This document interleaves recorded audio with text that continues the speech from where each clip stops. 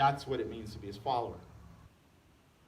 A lot of people say to me, well, I don't know exactly how God wants me to serve him. Let me tell you the simple solution to that question. Here's the answer. How does God want you to serve him? Start with this.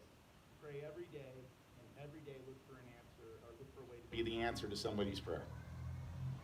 Pray every day, and every day look for a way to be the answer to somebody's prayer. For somebody just like you, Jewish followers of Jesus, to embrace the Gentile world. Yet Barnabas was willing to go. A Jewish man from Cyprus was willing to go. Do you know why Barnabas was more comfortable going to the Gentile world? Because he was from this island nation of Cyprus, one of the most beautiful places in the entire world. Google it later. One day I'm going to go there myself. Cyprus was an island in the middle of the Mediterranean.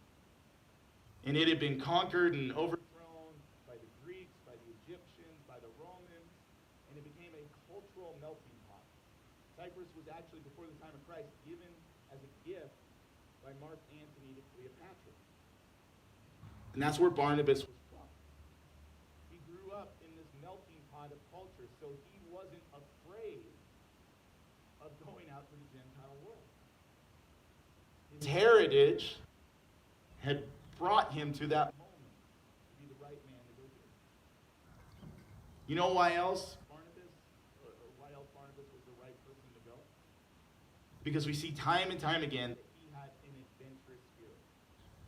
Have you ever been asked to serve on a board of directors, a committee, or to lead a project? Anybody? Yeah. Isn't that fun? I've lived here over 8 years, and I cannot tell you how many times I have been asked to be on the board of a nonprofit in this town. There's a few nonprofits here. I didn't know if you guys knew that. Missoula has a couple. I currently, if I really added it up, I sit on the board of 3 different nonprofits right now. And I still get asked to do more. Now, most of us, when we get that request, and somebody asks us, hey, can you serve and do this? What do we say? Nope. Nope, that sounds like more work, and I just don't have time to do that right now. Here's the thing. Where would humanity be today if we didn't find the excitement in doing something new, in seizing the opportunities that life gives us? Can you imagine an America that stopped at the Mississippi River because Lewis and Clark said no to Jefferson? Would history remember Neil Armstrong if he had said, no, you guys go first, after they landed on the moon? Absolutely not. History remembers the people who are adventurous, those who are willing to run headfirst into the unknown, who will simply say, yes, yes. Do you know what it takes to be a great leader? First and foremost, it takes the ability to say yes. And then after that, it takes a willingness to try and fail. Isn't that the essence of adventure? Adventures always contain risk. When you say, sure, I'll help lead this, then you get that buyer's remorse immediately after you say that, right? Where nervousness kicks in because all of a sudden you realize the risk and the commitment you just made. Maybe that risk is figuring out how you're going to adjust your life to make time for this new responsibility that you said yes to.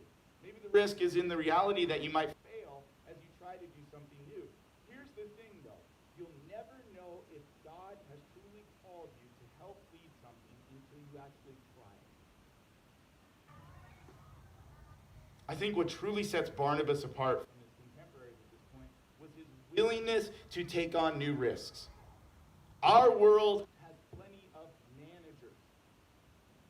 Managers are people who know how to manage the expected problems that arise in organizations each and every day.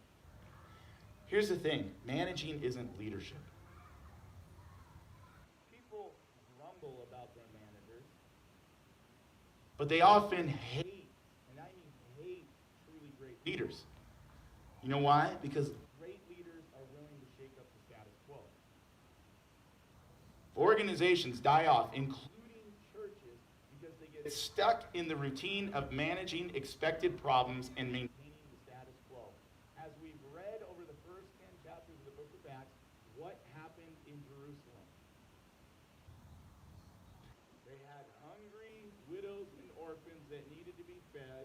had people who needed to receive clothing and other items, and pretty soon the church became an organization.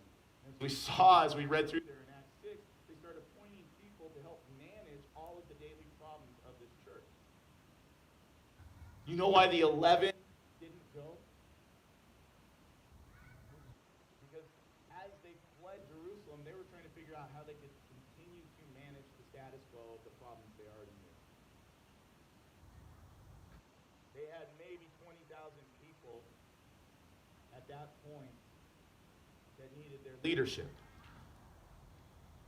What they didn't see in their commitment to managing the status quo that they created was that there was another 100,000 people to the north that were going to give their life to Jesus Christ.